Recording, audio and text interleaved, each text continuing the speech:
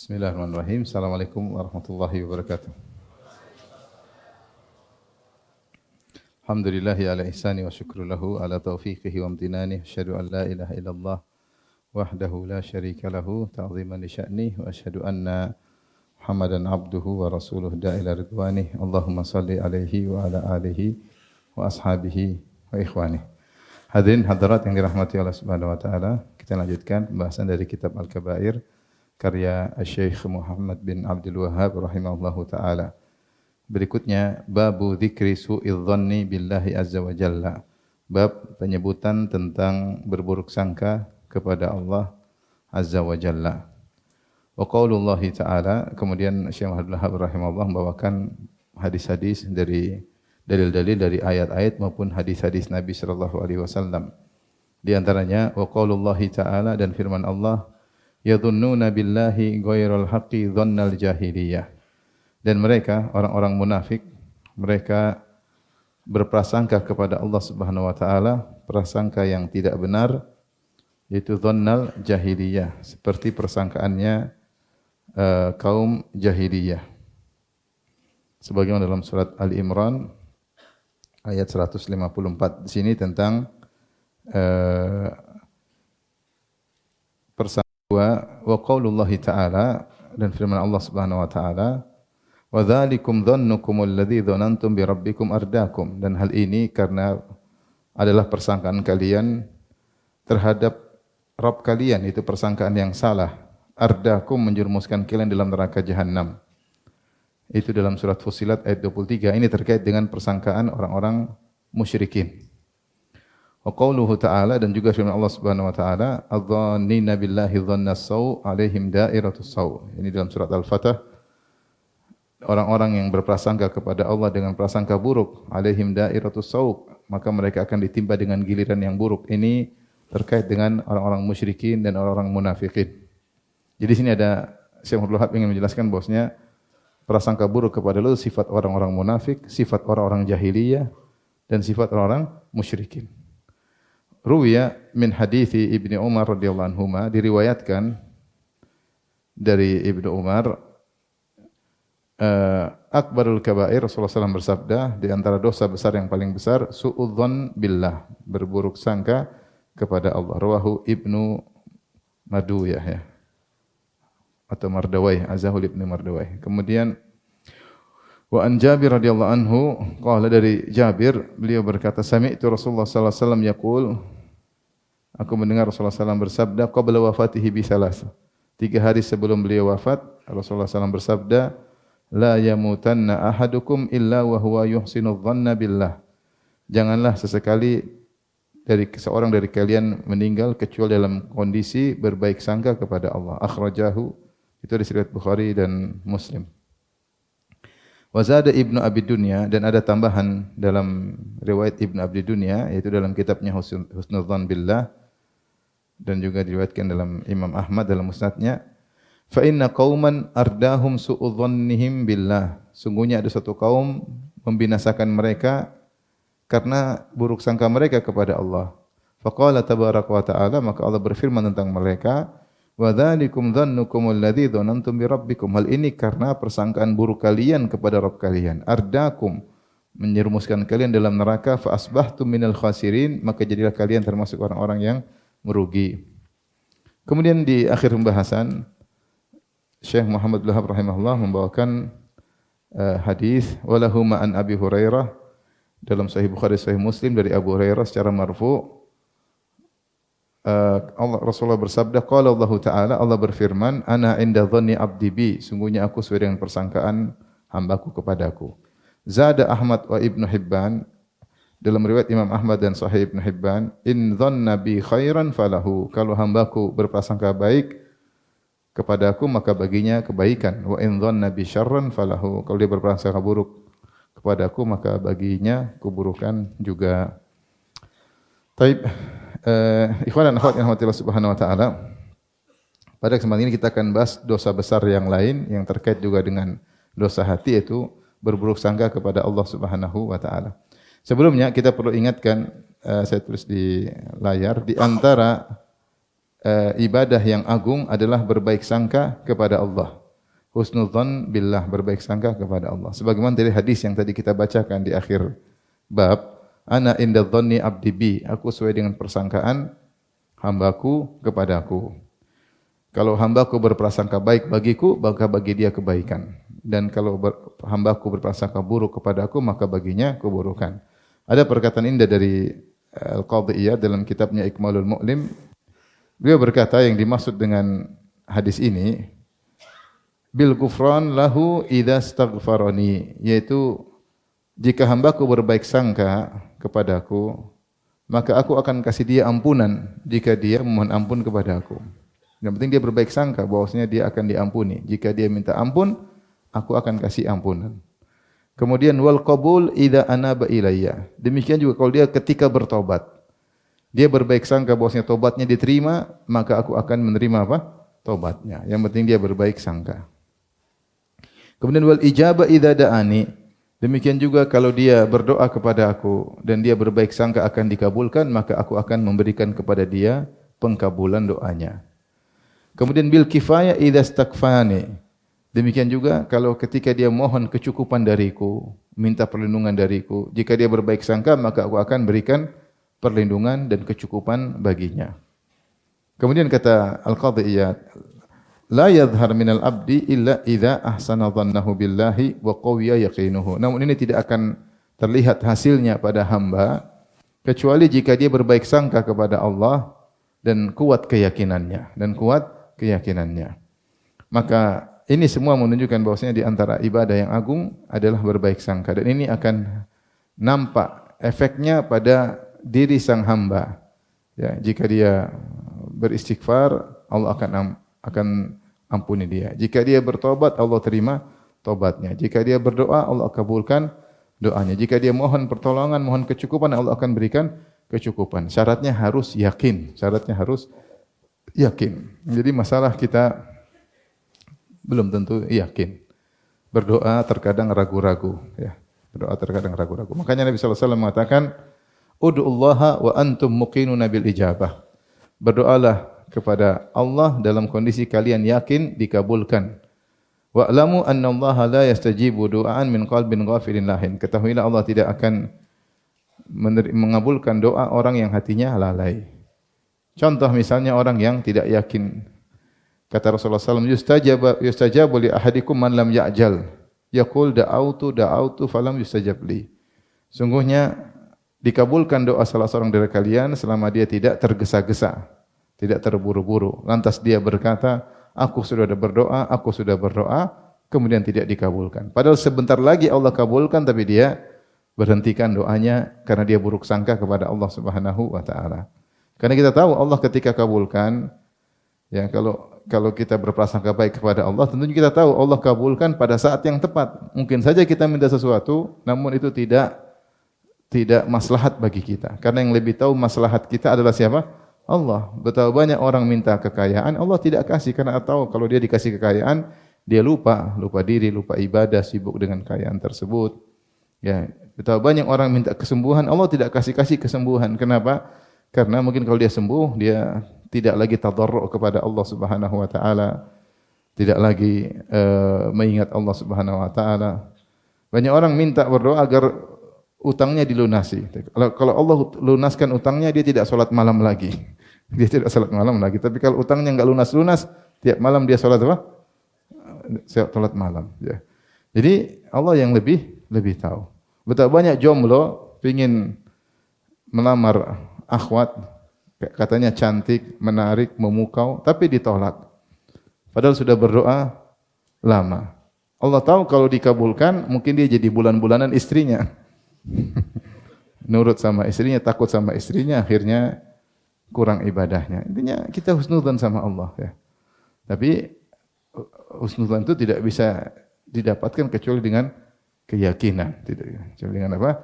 Keyakinan. Maka di antara ibadah yang agung adalah berhusnudzan kepada Allah Subhanahu wa taala.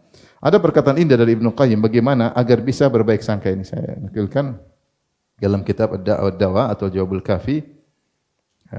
Beliau berkata rahimahullahu taala, Wala raiba anna husnudz dzan innama yakunu ma'al ihsan.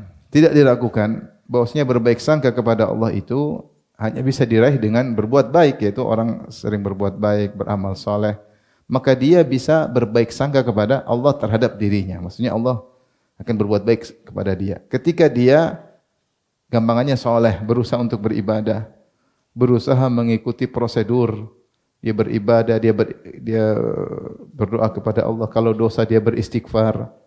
Ya.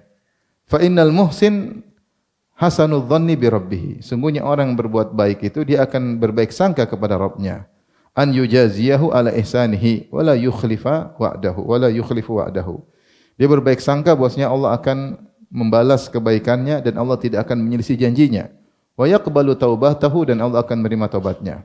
Wa ammal musi, adapun orang yang melakukan dosa, berbuat keburukan, al-musir alal kaba'ir wadh-dhulm wal mukhalafat, yang terus-menerus melakukan dosa-dosa besar, berbuat zalim kepada orang lain, melakukan penyelisihan-penyelisihan, fa inna wahsyatal ma'asi wadh-dhulmi wal ijram tamna'uhu min husnidz dhanni bi rabbih. Sungguhnya keringnya atau buruknya kemaksiatan, kezaliman dan dosa yang dia lakukan mencegah dia untuk berbaik sangka kepada Allah Subhanahu wa taala. Wa hadza mawjudun fi syahid. Dan ini bisa kita lihat dalam dalam real ya, dalam kenyataan. Contoh, fa innal abdal abik al musi'a al kharij an taati sayyidihi la yusinu dhanna bihi. Kalau ada budak yang kabur dari majikannya, dari tuannya, kemudian dia dicari-cari oleh tuannya, maka susah dia berhusnudzon. Dia pasti berburuk sangka, ini kalau ketangkap saya pasti dihukum atau dijual atau diapain. Susah dia untuk berbaik sangka. Kenapa? Karena dia kabur. Karena dia melakukan apa? Kesalahan. Wala yujami' wahsyatal isa'ah ihsanudz dhanni abada. Dan tidak mungkin berkumpul antara berbaik sangka kepada Allah dengan buruknya keburukan maksiat. Fa innal musi'a mustawhishun bi qadri isaatihi. Maka seorang yang berbuat buruk merasa salah ya, sesuai dengan kadar itu dia merasa berburuk sangka sesuai dengan kadar keburukannya. Wa ahsanun nasi dhannan bi rabbih, dan orang yang paling berbaik sangka kepada Allah atwa'uhum lahu, yang paling taat kepada Allah, yang paling taat kepada Allah. Dan ini benar. Jadi kapan kita bisa yakin kepada Allah? Kapan kita bisa benar-benar berbaik sangka kepada Allah? Ketika kita prosedural. Hari ini kita salat subuh berjamaah, kita zikir pagi petang, kita mencari nafkah buat anak istri, kita ada baca Quran meskipun beberapa halaman, kita tidak melakukan maksiat, hari ini kita tidak nonton film Korea, hari ini kita tidak macam-macam, tidak ghibah orang, kita husnudzan sama Allah. Sama Allah. Tapi kalau hari ini kita salat subuh jam 7, kemudian habis itu nonton film Korea, habis itu bentak-bentak istri, habis itu susah. Husnudzan sama Allah terkadang susah. Makanya orang kalau mau meninggal dunia terkadang susah dia husnudzan sama Allah Subhanahu wa taala kalau dia tukang maksiat. Dia susah untuk berbaik sangka kepada Allah ya. Hatinya tidak mau diajak berbaik sangka kepada Allah. Dia tahu siapa dirinya. Siapa dirinya ya. Tapi intinya apapun yang terjadi seorang berusaha untuk berbaik sangka. Meskipun dia banyak melakukan maksiat, dia berbaik sangka Allah menerima tobatnya ketika dia bertobat. Ini namanya baik sangka yang benar. Ketika dia bermaksiat, dia ingin bertobat, dia baik sangka. Lain halnya dia maksiat, kemudian dia baik sangka, oh tenang, Allah Maha Pengampun. Maksiat terus. Ini namanya munafik seperti ini. Makanya ada syair indah dari Abu Nawas, dia mengatakan, Rabbi in azumat dhunubi kathratan walaqad alimtu bi anna afwaka a'zamu. Ya Rabbku, in azumat dhunubi kathratan, jika dosaku sudah sangat banyak, falaqad alimtu bi anna afwaka a'zamu, maka sungguh aku tahu bahwasanya ampunanmu lebih besar daripada dosa-dosaku.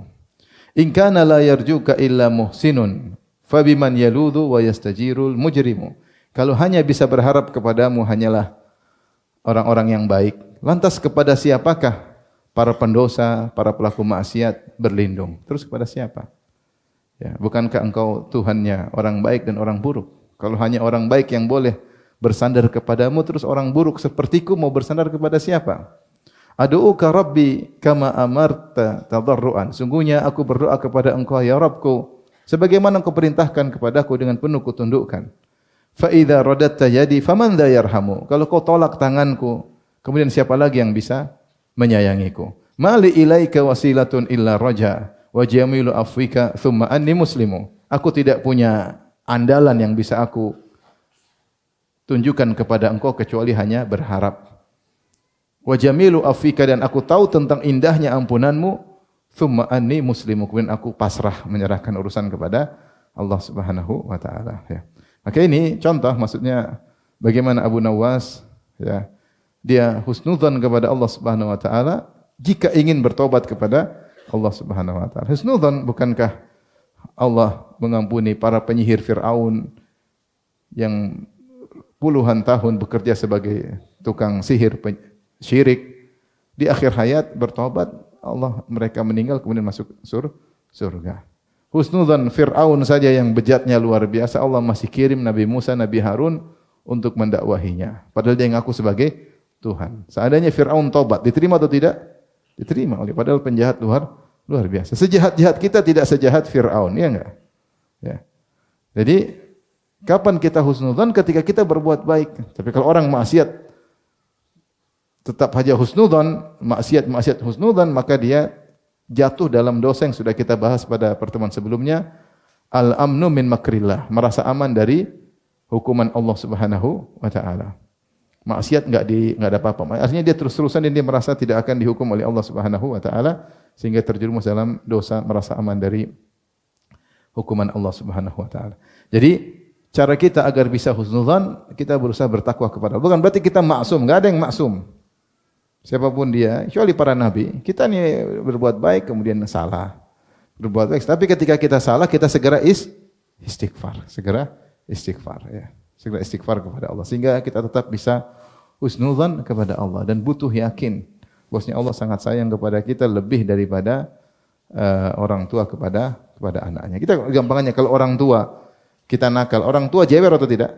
Jewer, tapi dia sayang enggak? Sayang. Dia omelin tapi dia sayang, ya. Maka bisa jadi Allah kasih, walillahil mathalul a'la, bagi Allah perumpamaan yang lebih tinggi. Artinya kalau Allah tegur kita, Allah kasih kita sakit, Allah kasih kita rugi misalnya, ada teguran dari Allah Subhanahu wa taala. Allah masih sayang sama kita. Itu yang husnudzan kepada Allah Subhanahu wa taala. Taib, berikutnya yang mau kita bahas adalah berburuk sangka adalah dosa besar dan ini merupakan sifat orang-orang kafir, munafik dan ahlul jahiliyah. Orang kafir, orang munafik dan ahlul jahiliyah.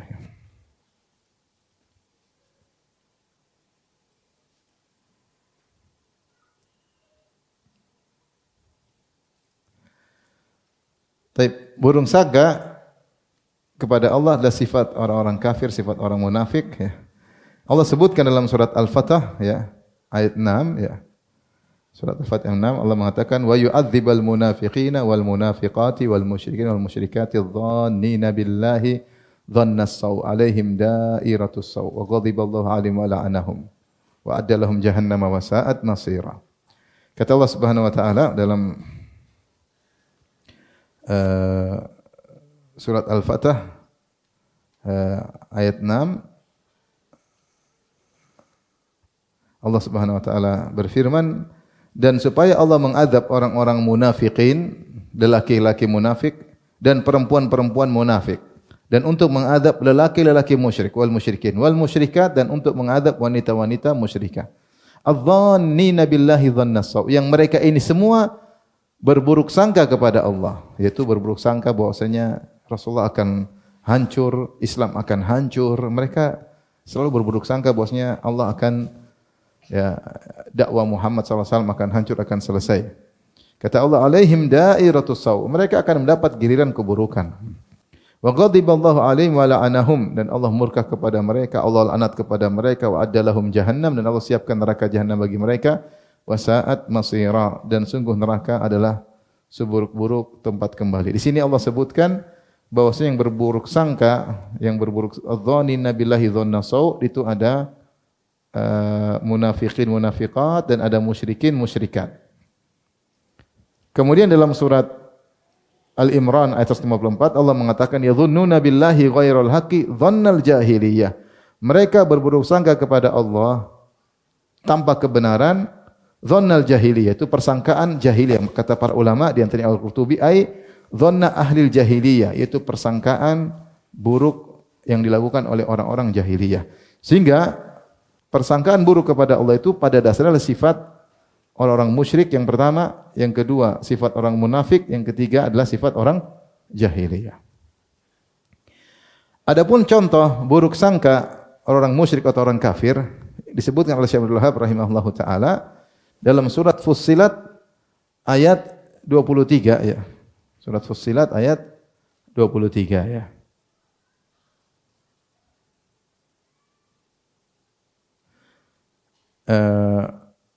Allah berfirman dari surat ayat 22, "Wa ma kuntum tastatiruna." Apa persangkaan buruk mereka? Apa persangkaan orang musyrik atau kafir?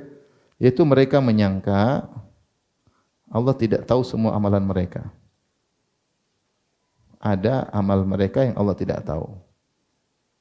Amal perbuatan mereka.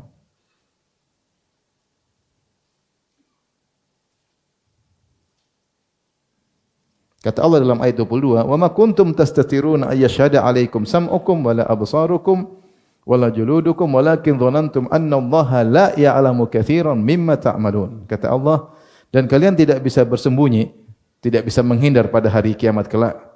"Wa ma kuntum tastatiruna ay yashhada 'alaikum sam'ukum," bahwasanya pendengaran kalian akan menjadi saksi atas apa yang kalian dengarkan. "Wa absarukum," demikian juga penglihatan kalian akan menjadi saksi atas apa yang kalian lihat. Wala juludukum, bahkan kulit-kulit kalian akan menjadi saksi atas apa yang kalian perbuat. Walakin, tetapi kalian dulu nekat melakukan sebagian dosa-dosa. Kenapa? Walakin dhanantum annallaha la ya'lamu katsiran mimma ta'malun. Dulu kalian menyangka di dunia bahwasanya Allah tidak tahu banyak yang kalian lakukan. Artinya mereka menyangka Allah hanya tahu, tidak semuanya Allah Maha tahu. Allah tahu sebagian, ada yang bisa mereka sembunyikan dari Allah. Karena persangkaan buruk kepada Allah, bahwasanya Allah hanya tahu sebagian, yang ini Allah tidak tahu. Akhirnya mereka berusaha nekat melakukan maksiat yang persangkaan mereka Allah tidak tahu. Maka Allah katakan, "Wa dzalikum dhannukum alladzi dhanantum bi rabbikum ardaakum." Dan demikian itulah persangkaan kalian kepada Rabb kalian, ardaakum, membinasakan kalian. Fa asbahtum minal khasirin, sehingga kalian masuk neraka dan jadilah kalian orang-orang yang merugi. Kata Allah, "Fa iyasbiru fan-naru mathwal lakum." Fa iyasbiru fan-naru mathwal lahum wa yasta'tibu famahum minal mu'tabin. Kalau mereka sabar di neraka pun percuma, ya. Sabar tidak ada faedahnya karena abadi di neraka. Kalau mereka ajukan alasan-alasan untuk keluar selamat dari neraka, tidak akan diterima. Tetapi ini Allah sebutkan di antara persangkaan orang-orang musyrikin adalah menyangka bahwasanya ada sebagian amal mereka yang tidak tercatat, tidak diketahui, terluputkan, ya. Dan ini adalah kekufuran. Berarti menunjukkan Allah tidak Maha mengetahui. Hanya ada sebagian Allah tahu, ada sebagian Allah tidak tahu, ya. Maka ini menyebabkan mereka terjerumus melakukan maksiat-maksiat, akhirnya terjerumus dalam neraka jahanam. Taib. Adapun buruk sangkanya orang munafik, ya. Allah sebutkan dalam 2 ayat. Yang pertama dalam surat Ali Imran, ya, ayat 154, ya. Kata Allah Subhanahu wa taala dalam surat Ali Imran, ini ada 2 orang munafik. Yang pertama surat Ali Imran, yang kedua surat Al-Fatah ayat 11-12. Allah berfirman, "Tsumma anzala 'alaikum min ba'dil ghammi amanatan nu'asan yaksha ta'ifatan minkum." Setelah perang, kemudian kaum muslimin terluka, 70 orang meninggal dunia dalam perang Uhud. Ini perang Uhud. Ketika perang apa? Perang Uhud. Ketika itu kaum muslimin jumlahnya 700 lawan 3000. Kemudian sebagian kaum muslimin melanggar, sebagaimana kita tahu dalam kisah peristiwa perang Uhud. Rasulullah pasang 50 pasukan pemanah di Jabal Rumat, yaitu Jabal Ainain. Kemudian ternyata 40 orang turun melanggar perintah Nabi, tinggal 10 dipimpin oleh Abdullah bin Jubair. Akhirnya yang 10 dibunuh oleh Khalid bin Walid. Akhirnya kaum musyrikin masuk dari 2 arah menyerang. Dari situ maka banyak yang terbunuh, 70 orang terbunuh, di antaranya Hamzah bin Abdul Muttalib, paman Nabi yang sangat Nabi cintai. Nabi sendiri terluka, dihantam bahunya, kemudian giginya patah, pecah, wajahnya penuh dengan darah, ya. Rasulullah jatuh di sebuah lubang yang disiapkan oleh mereka. Intinya Rasulullah SAW terluka secara fisik ketika itu, maka tentu kondisi sangat mengerikan. Maka Allah berikan pertolongan, ya. Ya, artinya Allah mengatakan, ya begitulah, kalau selalu menang, maka tidak ada ujian. Tidak ujian, ya. Tapi kadang-kadang menang, kadang-kadang apa kalah, dan kadang-kadang menang, kadang-kadang apa kalah, ya. Seandainya setiap orang masuk Islam pasti kaya, pasti menang, semua orang masuk apa? Islam. Tapi demikian hidup ini ujian. Kadang kaya, kadang miskin, kadang menang, kadang kalah, kadang di atas, kadang di bawah. Ya. Maka ketika itu Allah turunkan ketenangan kepada kaum mukminin. Kata Allah, "Tsumma anzala 'alaikum min ba'dil ghammi amanatan nu'asa yakhsha ta'ifatan minkum." Maka setelah itu kalian berduka cita, kemudian setelah kalian berduka cita, gham, sedih, Allah turunkan kepada kalian berupa rasa kantuk, ya, yang meliputi sebagian golongan dari kalian, ya. Kalau rasa kantuk itu ada ketenangan. Orang kalau sedih, gelisah, takut, tidak bisa tidur, paham? Tapi di tengah-tengah kesulitan mereka, Allah berikan rasa apa? Kantuk kepada mereka sehingga mereka tenang hati mereka. Ini kaum mukminin. Ternyata dalam barisan kaum mukminin ada sekelompok orang munafik. Kata Allah, wa ta'ifatun qad ahammatum anfusuhum, dan sekelompok yang lain lagi dicemaskan oleh diri mereka sendiri. Yadhunnuna billahi ghairal haqqi dhannal jahiliyah. Mereka berprasangka kepada Allah dengan prasangkaan orang-orang jahiliyah, yaitu dhanna ahlil jahiliyah, ya. Mereka berprasangka, sebagian tafsir Al-Qurtubi dan juga disebutkan oleh Ibnu Qayyim dalam Zadul Ma'ad. Yadhunnuna billahi ghairal haqqi, mereka berprasangka kepada Allah ada prasangkaan buruk seperti prasangkaan orang jahiliyah. Apa prasangkaan mereka? Ya, bahwasanya mereka mendustakan takdir, takdzibun bil qadar. Atau mereka berkata bahwasanya seandainya kami dikasih peran, kami punya keputusan, tentu kita tidak akan kalah. Tentu kita akan begini, tentu akan begini, tentu kita tidak akan celaka. Jadi mereka berkata-kata demikian.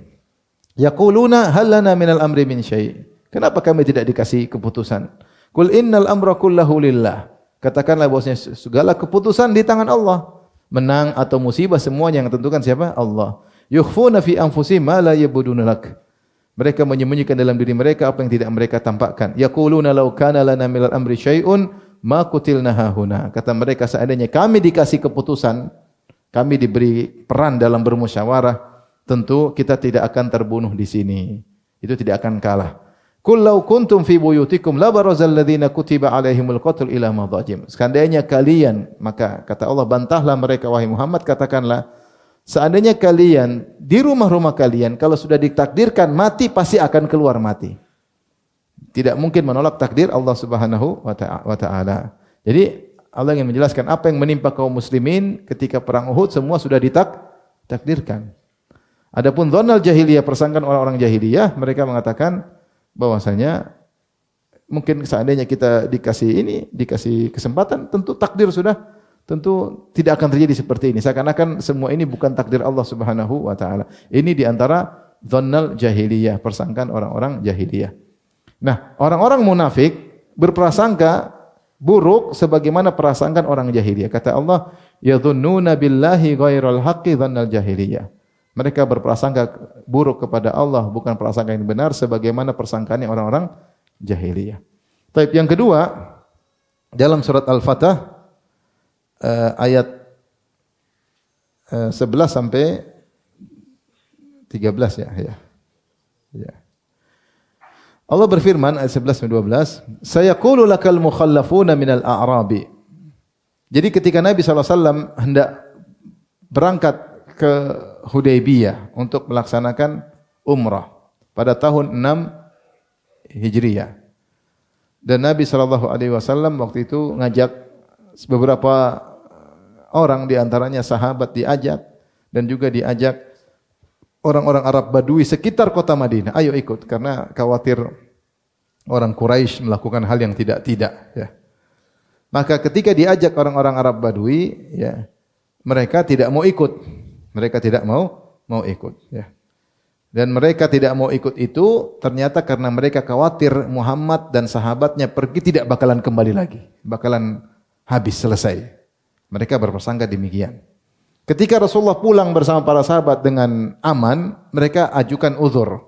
Mereka ajukan uzur, kata mereka kami sibuk, kami ini. Padahal mereka tidak ikut itu karena berprasangka buruk. Jadi mereka diajak ikut tidak mau ikut. Kenapa? Mereka berprasangka buruk. Mereka menyangka bahwasanya Rasulullah dan para sahabat akan binasa dalam safar kali ini. Sehingga ngapain kita ikut binasa bersama mereka? Ketika Nabi pulang, mereka cari alasan. Kata Allah, "Sayaqulu lakal mukhallafuna minal a'rabi syaghalatna amwaluna wa ahluna fastaghfir lana." Orang-orang Badui yang tertinggal tidak ikut ke Hudaybiyah akan mengatakan, "Syaghalatna amwaluna wa ahluna." Kami ini tidak ikut karena sibuk ngurusin harta dan ngurusin anak-anak. Mohon maaf, fastaghfir lana. Mohonlah ampunan bagi kami wahai Rasulullah. Kata At-Tabari dalam tafsirnya, orang-orang Arab Badui ini maksudnya orang munafik. Orang munafik dari kalangan Badui ya. Karena orang Badui ada di kalangan orang munafik, ada dari kalangan orang Badui dan ada wa min ahlil Madinah ya. Wa mimman haulakum minal a'rabi munafiquna wa min ahlil Madinah maradu 'alan nifaq. Kata Allah, ada orang munafik dari kalangan orang Arab Badui dan ada orang munafik yang tinggal di tengah-tengah kota Madinah bersama Nabi sallallahu alaihi wasallam. Maradu 'alan nifaq, mereka ngeyel di atas kemunafikan. Ini cerita tentang orang munafik dari kalangan orang Arab Badui. Ketika Rasulullah dan sahabat pulang ternyata selamat, maka mereka minta maaf. Kata mereka, "Syaghalatna amwaluna wa ahluna." Sungguhnya kami tidak bisa ikut kemarin itu karena sibuk ngurusin harta, ngurusin anak-anak. Fastaghfirna, kami salah. Mohonkanlah ampunan bagi kami. Kata Allah membantah perkataan mereka. Yaquluna bi alsinatihim ma laisa fi qulubihim. Mereka mengucapkan dengan lisan mereka apa yang bukan dalam dada mereka. Jadi mereka bohong sebenarnya. Sebenarnya mereka tidak ikut karena berprasangka buruk. Makanya setelah itu dalam ayat 12 Allah berfirman, "Bal dzanantum alla yanqalibar rasul wal mu'minuna ila ahlihim abadan wa zuyyina dzalika fi qulubikum wa dzanantum dzannas sau'i wa kuntum qauman bura." Tetapi sebenarnya kalian telah berprasangka bahwasanya Rasul dan orang-orang mukmin tidak akan kembali lagi pada keluarga mereka. Artinya akan binasa dalam perjalanan tersebut. Dan setan telah menghiasi ya, perbuatan kalian dalam hati kalian. Dan kalian telah berprasangka buruk dan kalian menjadi orang-orang yang binasa. Ya. Wa man lam yu'min billahi wa rasulih. Siapa yang tidak beriman kepada Allah dan Rasulnya, fa inna a'tadna lil kafirina sa'ira. Sungguhnya kami siapkan bagi orang kafir neraka yang menyala-nyala. Jadi di sini Allah sebutkan tentang persangkaan orang-orang munafik ya. Sehingga mereka menyangka kali ini Rasulullah akan selesai, akan binasa ya. Perang Badar kaum muslimin menang. Perang Uhud apa? Kalah, ya kan? Perang Uhud kalah secara zahir apa? Kalah. Ini para sahabat banyak yang meninggal dunia. Perang Khandaq diserang oleh 10.000 pasukan. Tapi akhirnya dan tidak bisa melawan. Akhirnya Allah kirim angin, kemudian mereka pergi. Itu 5 Hijriah, perang Khandaq. Tahun 6 Hijriah keluar kayaknya selesai. Jadi mereka berprasangka buruk. Kali ini selesai karena Rasulullah dan para sahabat yang berjalan menuju ke kota Mekah.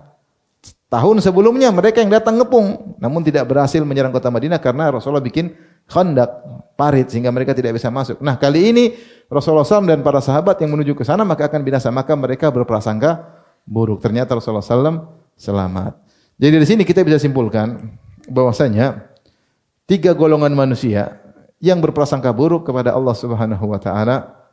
Yang pertama kaum musyrikin, yang kedua orang-orang munafikin, yang ketiga ahlul jahiliyah, orang jahiliyah. Semua adalah persangkaan yang buruk kepada Allah Subhanahu wa taala. Dan Ibnu Qayyim rahimahullahu taala, saya nukil insyaallah dalam kitabnya Zadul Ma'ad, beliau membuat pembahasan menarik terkait dengan faedah dari kisah perang Uhud ya. Dalam Zadul Ma'ad jilid 3 halaman 205 sampai 212 ya. Jadi beliau menjelaskan ya tentang yang dimaksud dengan dhannal jahiliyah. Apa itu dhannul jahiliyah? Persangkaan buruk kepada Allah Subhanahu wa taala ya.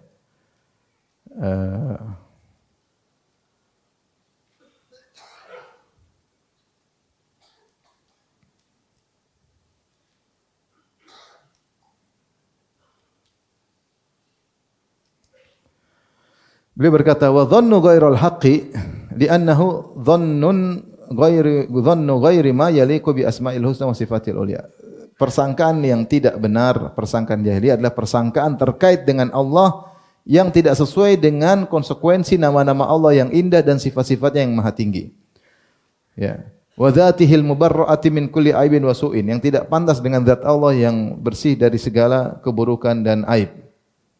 Bi khilafi ma yaliqu bi hikmatihi wa hamdihi wa tafarrudi bi rububiyyah uluhiyah. Persangkaan yang tidak sesuai dengan hikmah Allah dan maha terpujinya Allah dan keesaan Allah dalam rububiyah dan ilahiyah. Wa ma yaliqu bi wa'dihi shadiq alladzi la yukhlifuhu wa bi kalimati allati sabaqat li rusulihi. Dan persangkaan yang tidak sesuai dengan janji Allah yang pasti benar dan Allah tidak pernah menyelisih janjinya, dan keputusan Allah yang telah Allah tetapkan bagi para rasulnya. Maksudnya semua persangkaan yang tidak pantas, tidak layak terkait dengan keagungan Allah, sifat-sifatnya, bahwasanya Dia adalah Maha Esa dalam pengaturan alam semesta. Dia yang satu-satunya yang berhak untuk disembah. Tentang sifat hikmah Allah, Dialah Al-Hakim. Ya. Semua persangkaan seperti itu disebut dhannul jahiliyah, persangkaan yang buruk. Setelah itu Ibnu Qayyim menyebutkan contoh-contoh persangkaan buruk terhadap Allah Subhanahu wa taala. Persangkaan buruk terhadap Allah Subhanahu wa taala. Contoh misalnya, beliau sebutkan banyak, beliau sebutkan contoh, saya sebutkan sebagian aja. Misalnya bi annahu subhanahu la yansuru rusulahu wa anna amrahu sayatmahil wa annahu sayuslihul qatar. Misalnya berprasangka bahwasanya Allah tidak akan menolong para rasulnya.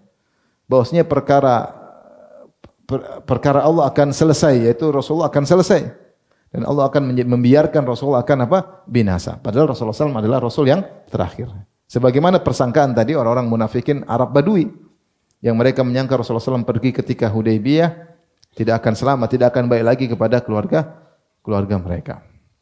Atau juga prasangka misalnya bahwasanya apa yang menimpa kaum muslimin ketika dalam perang Uhud, di mana Nabi terluka, para sahabat terbunuh, itu tidak sesuai dengan takdir. Tidak ada hikmah di balik itu. Seakan-akan Allah mentakdirkan itu tanpa ada hikmah, asal-asalan atau keluar daripada takdir Allah. Ini berarti mengingkari hikmah. Orang beriman tahu, qul la yusibana illa ma kataballahu lana. Katakanlah tidak menimpa kami musibah apapun kecuali Allah telah apa? Tetapkan. Dan orang beriman yakin apa yang menimpa orang beriman pasti ada hikmah di balik itu. Adapun menyangka ini terjadi begitu saja, ngaco, masa kita kalah? Mereka kafir, kita beriman, masa kita kalah? Tidak ada hikmah, seakan-akan Allah ini menunjukkan buruk sangka kepada Allah Subhanahu wa taala.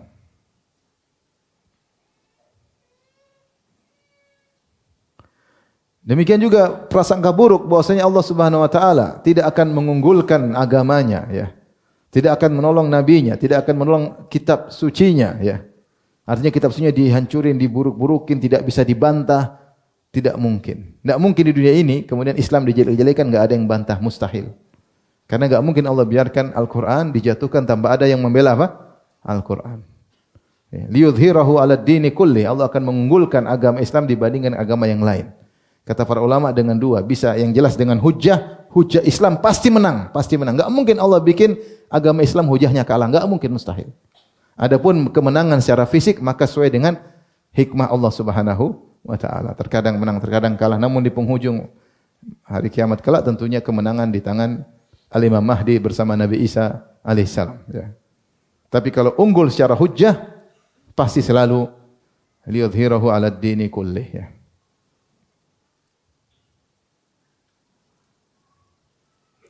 Kemudian juga misalnya, siapa berburuk sangka bahwasanya Allah tidak akan membangkitkan manusia. Nah, ini buruk sangka.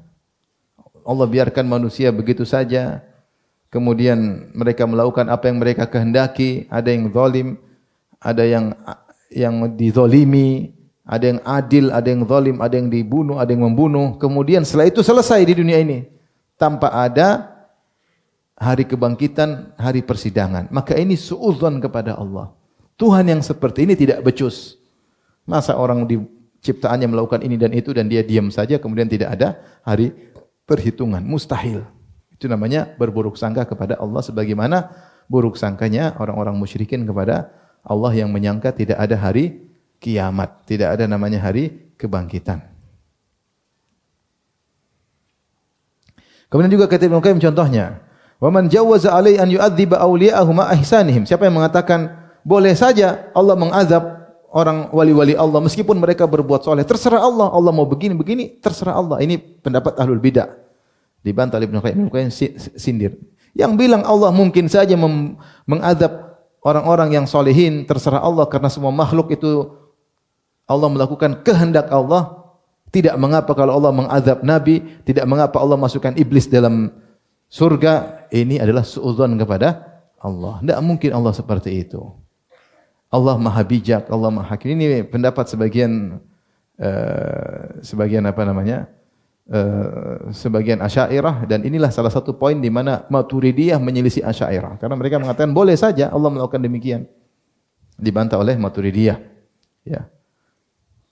Di antara perbedaan Maturidiyah dan Asy'ariyah dalam hal ini di antaranya. Intinya banyak perbedaan di antara mereka, tapi di antaranya adalah ini. Karena ini adalah bentuk berburuk sangka kepada Allah Subhanahu wa taala.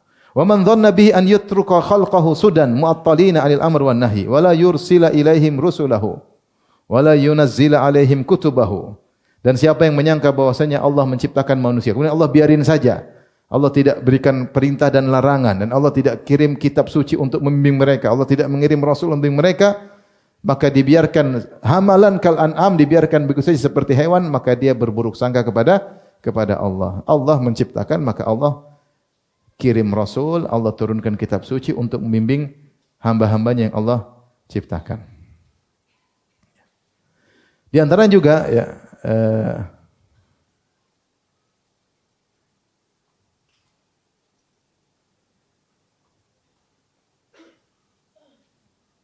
wa man dhanna annahu yudayyi'u 'alaihi 'amalahu as-salih alladhi 'amilahu khalisan liwajhil karim alam tithali amrihi wa yubtil 'alaihi bila sabab min al-'abdi wa annahu yu'aqibuhu bima la yusun'a fihi wa la ikhtiyara lahu wa la qudrata wa la irada fi husulihi bal yu'aqib. Barang siapa yang berburuk sangka menyangka ada orang hamba sudah beramal soleh, berbuat baik-baik, kemudian ternyata Allah cuekin, Allah tidak terima amalnya, padahal dia sudah berusaha ikhlas, bahkan Allah batalkan amalnya, bahkan bisa jadi Allah menghukumnya, maka ini berburuk sangka kepada Allah. Makanya di antara buruk sangka adalah Allah tidak memberi kehidupan yang nyaman bagi orang yang soleh di dunia, itu buruk sangka.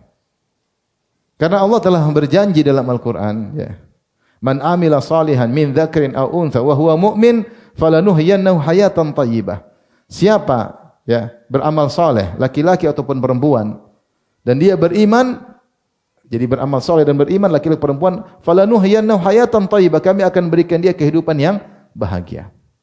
Enggak mungkin ada orang beriman tidak bahagia, enggak mungkin. Apapun kondisi dia, kaya, miskin, terkenal, enggak terkenal, pejabat, rakyat jelata, atasan, bawahan, dia pasti bahagia. Kalau dia tidak bahagia, berarti dia imannya tidak beres. Jadi tidak boleh suudzon.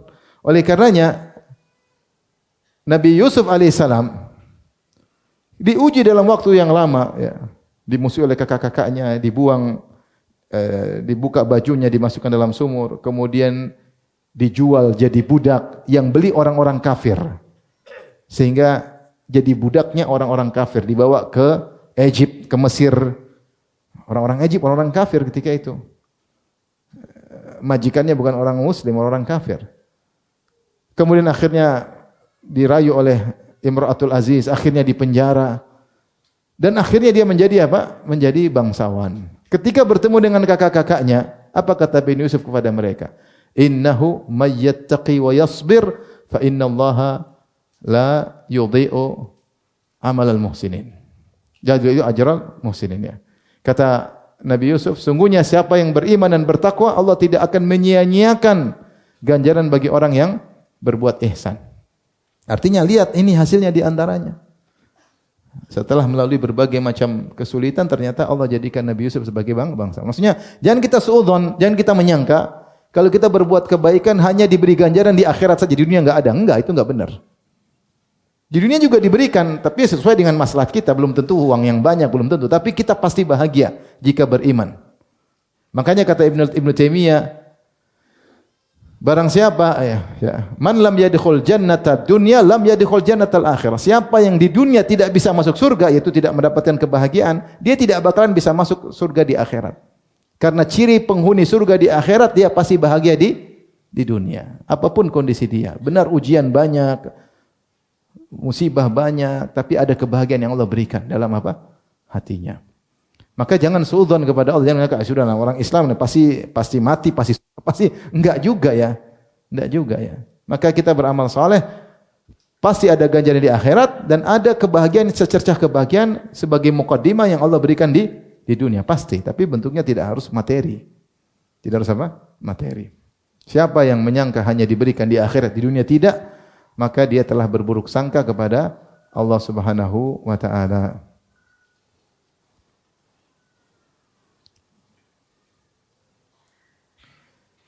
Demikian juga Ibnu Qayyim membantah orang-orang menolak sifat. Kata beliau, siapa yang menyangka bahwasanya Allah ketika menurunkan dalam ayat Al-Quran tentang sifat-sifatnya Allah begini, ternyata semuanya hanya teka-teki, tidak sesuai dengan zahirnya, tanpa Allah jelaskan sama sekali, tanpa jelaskan Nabi sama sekali bahwasanya ini adalah teka-teki, berarti dia buruk sangka kepada Allah. Seakan-akan dalam Al-Quran ini kitab menyesatkan manusia. Allah mengatakan malaikat naik ke atas, malaikat turun, Al-Quran turun, amal soleh naik ke atas, Nabi Isa diangkat ke atas. Bahwasanya Allah marah, Allah murka, Allah sayang. Kemudian wajah Allah, kemudian macam-macam sifat dalam Al-Quran. Ternyata semua itu enggak benar.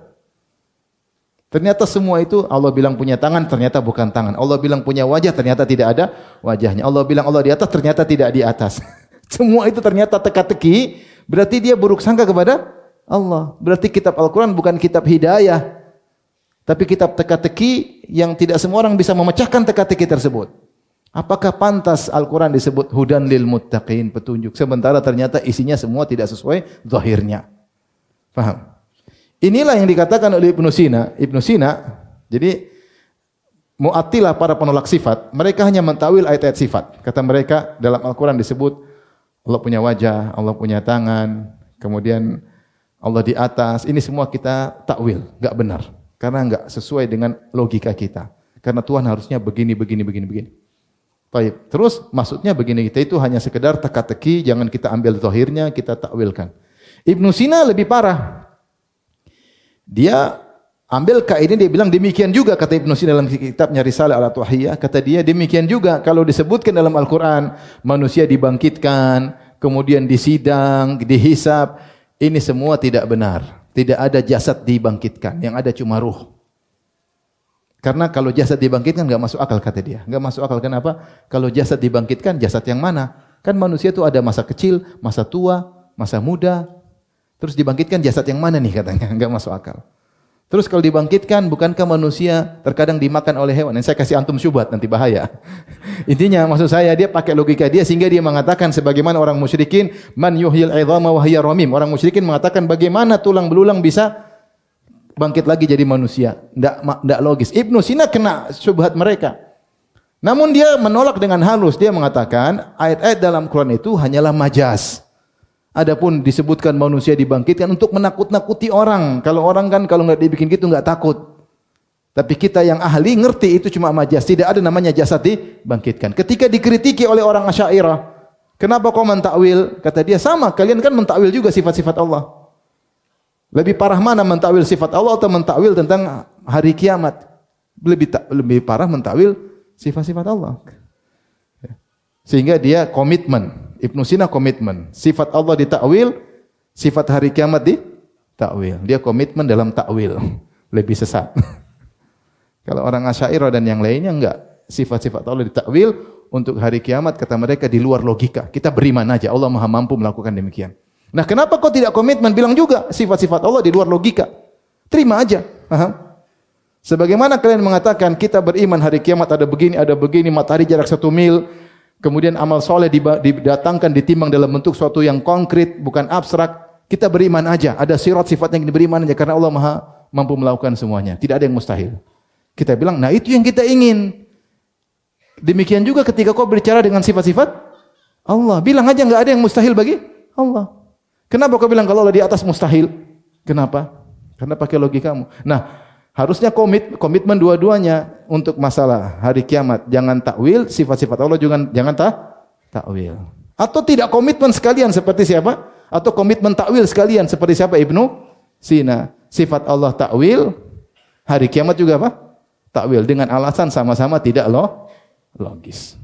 Kata Ibnu Qayyim, maka siapa yang menyangka Allah ketika berbicara dalam Al-Qur'an, Allah punya sifat ini, sifat ini, sifat ini, sifat ini, Allah marah, rahmat. Kata mereka enggak boleh bilang Allah marah. Marah maksudnya begini. Tidak boleh bilang Allah sayang, sayang maksudnya begini. Tidak boleh bilang Allah cinta, cinta maksudnya begini. Tidak boleh bilang Allah di atas, maksudnya yang di atas itu bukan Allah. Semuanya tidak boleh. Tidak bilang Allah punya wajah, tidak boleh bilang Allah punya wajah karena begini. Nah, ini berarti kan Allah menyesatkan hamba-hambanya, itu tidak? Yang ngomong dalam Al-Qur'an, Allah berfirman dalam Al-Qur'an begini-begini, ternyata tidak sesuai zahirnya. Sementara tidak sekalipun Allah bilang jangan terima zahirnya. Nabi pun tidak pernah bilang jangan terima zahirnya, tapi Nabi malah menekankan. Nabi menunjuk Allah di atas. Nabi berdoa ke atas. Nabi mengatakan Allahumma syhad, ya Allah saksikan perkataan mereka. Nabi tunjuk ke atas. Nabi bilang ketemu Allah Isra Mi'raj, naik ke mana? Ke atas. Nabi malah menguatkan zahir ayat-ayat tersebut. Siapa yang menyangka bahwa ini semuanya letak-teki, dia telah suudzon kepada Allah Subhanahu wa taala. Seakan-akan Allah sengaja menyesatkan hamba-hambanya, seakan-akan Al-Quran bukanlah kitab petunjuk. Baik, demikian saja, masih terlalu banyak ditanyakan sama ustaz yang lain. Subhanakallah bihamdik, asyhadu an la ilaha illa anta astaghfiruka wa atubu ilaik. Assalamualaikum warahmatullahi wabarakatuh.